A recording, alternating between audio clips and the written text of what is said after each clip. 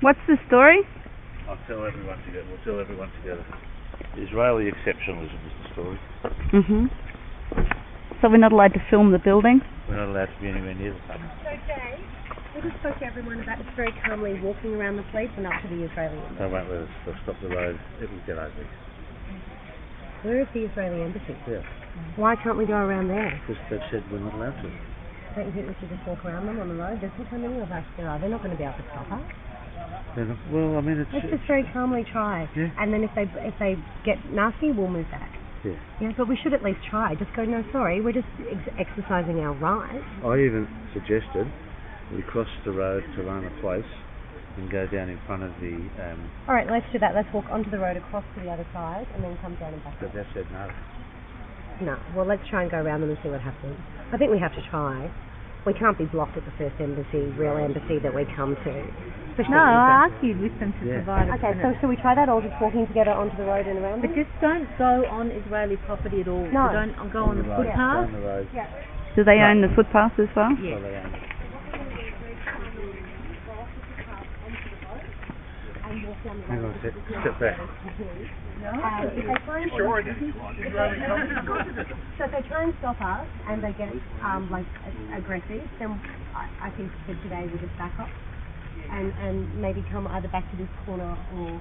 No, I'm not going over there. That's what I wanted us to go. So we'll either come back here or stand as close to them on the corner. But I think for now, if we move just very calmly and together as a group onto the road and walk around, I don't think 6 police will be able to stop us. So stay with Sam and follow her lead, okay? Humble, and then aggressive. We're dealing with the most paranoid entity So we're just waiting for a few In the world. Good reason. We're just going to wait. Okay, so there's another group of people and then we're all going to go together, but we'll just wait here. After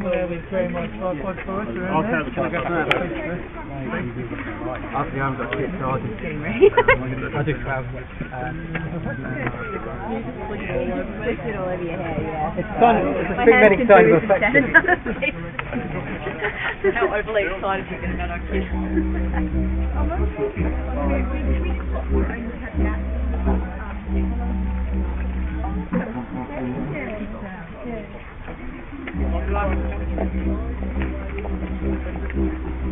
Cameras at the front. Cameras.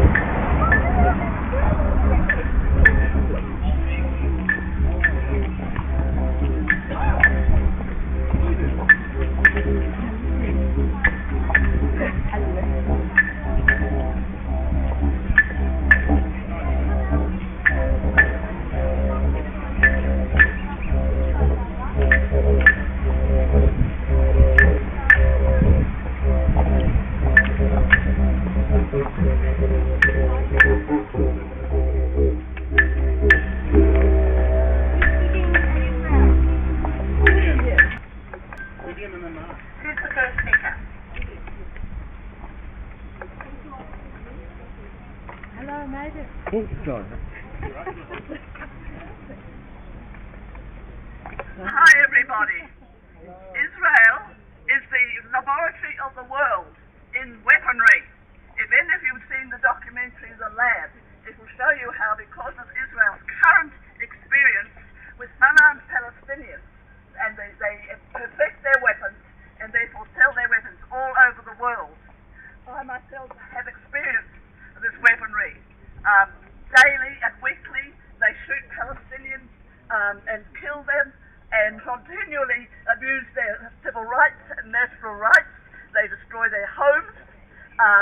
You may have read the report by Amnesty International, Trigger Happy, about the total violence of the army in the face of unarmed protesters like ourselves, marching like ourselves, tear gas every day, rubber bullets. I myself got hit by a rubber bullet when leaving a demonstration, because that's what goes on in these demonstrations in these villages, and people get killed. And continually they try and have influence over our own policies here in Australia. in line with the American and Israeli policy. We don't have independence. If there's ever a case for independence, it's this one. And we have to talk about the way journos and pollies take these freebie junkets over to Israel, funded by the local representatives of Israel. Well, not representatives, they're just a private money machine. Give free tours to Israel for pollies and journos to influence and completely control what's happening here. So the issue is freedom for us to be independent in this world and do our policies according to justice and humanity, and for the humanity of the Palestinians and Israelis to get out of this dreadful, dreadful war. Thank you.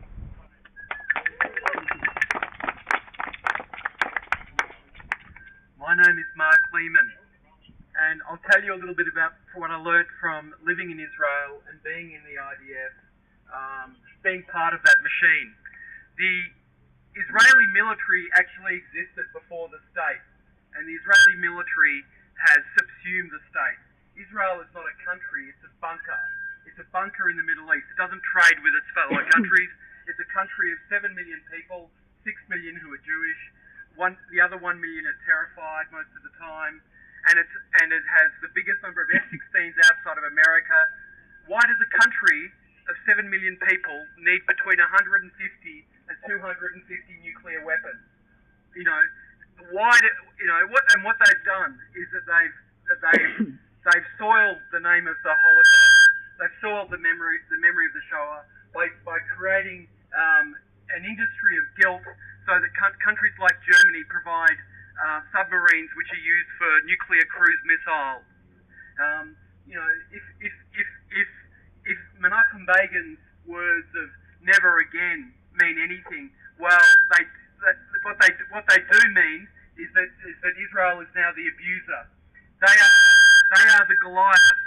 They are not the David. They are the Goliath, and their neighbours are terrified. You wouldn't believe how much power they have. They have the best. Per division, they have the best military in the world. They're committed. Their soldiers are always committed.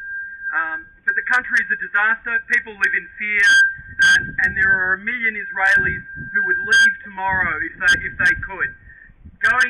Migrating to Israel is called Aliyah, and leaving Israel is called Nerideh. There are 1 million. There are 1 million Israelis who would leave tomorrow because it's a stressed, unhappy, miserable place. It's just a bloody prison. Gaza is a prison where people live on $2 a day, and if it wasn't for them receiving, money from Hamas for Hamas is actually provides social services as well, then they would have nothing. What Israel is a slow train crash. It's a merchant of despair. It's a disaster, and I'm ashamed that I supported it and was in its army. Okay, thank you. Thank you.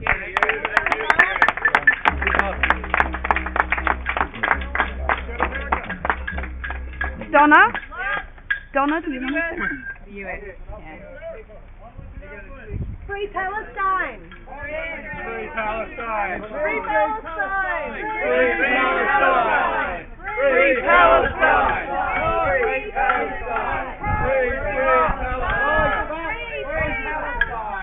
Where's Free Palestine! Free Palestine! Free Palestine! Free Palestine! Free Palestine! Palestine! Free Palestine!